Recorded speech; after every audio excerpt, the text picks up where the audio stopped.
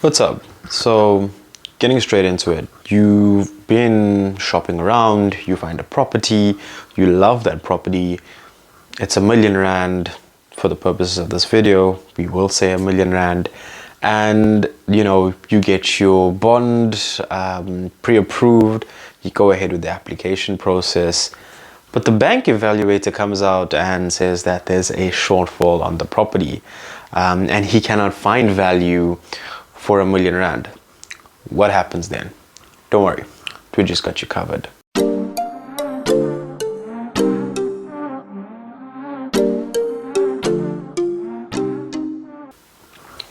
What is up, everyone? My name is Dijesh, and for those of you that don't know, I am a real estate principal that has been in the industry for the past 10 years, and I've been educating people on property and the property industry in South Africa on many different social media platforms.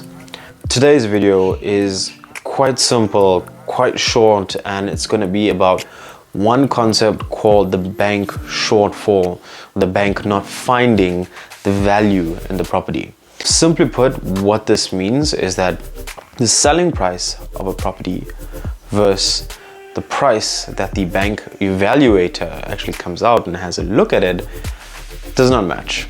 So if you think of it, you find this property that's R1,000,000, you put in your application, you apply for your bond, and the bank evaluator comes out and says, well, I cannot find value in this property for R1,000,000. I actually find value for 700,000 or maybe 800,000. This kind of creates a little bit of a problem, because now you as the client, you have to make up for that shortfall. So what does this mean? Either number one, you're gonna have to find the balance of that shortfall in cash. So for example, comes out, it says the property is only worth 800,000 and you've got to put a 200,000 Rand cash deposit towards the place, or an additional cash deposit towards the property, which many people may not have. Or you're in a situation where he says, I cannot give value, and you might need to then renegotiate with the sellers. And in that case, they may not even reduce the value of the property because, well, they're so hard up on that price that they may opt to go with someone else. Now, with a shortfall, remember, as we always like to say in the industry, the property price needs to have value to the bank as well. So when a person sells a property, bear in mind that what you ask for in your property, the bank may never find value in that.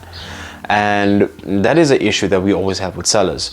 So it's always good to get a proper real estate agent to pretty much explain what the property price can actually go for, because the agent will have the experience to tell you that the bank evaluator may even find value. And remember, the bank evaluator looks at the value based on the area and also the property itself, size, finishes, interior, exterior, things like that. So very important for you to realize that the property price is obviously going to be challenged by the banks if they do not find value. So how do you overcome this? Quite simple. Try and have cash reserves, and always have your agent tell you that if you've got to put additional money towards it, have some cash reserves and renegotiate with the seller. And if the seller doesn't want to renegotiate, then obviously you're going to have to look again for another property. But it's very rare sometimes that you have the banks that don't find value in the property.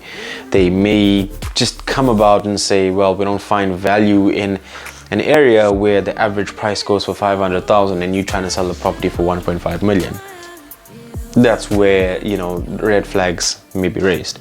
But it's all dependent on the bank's criteria as well.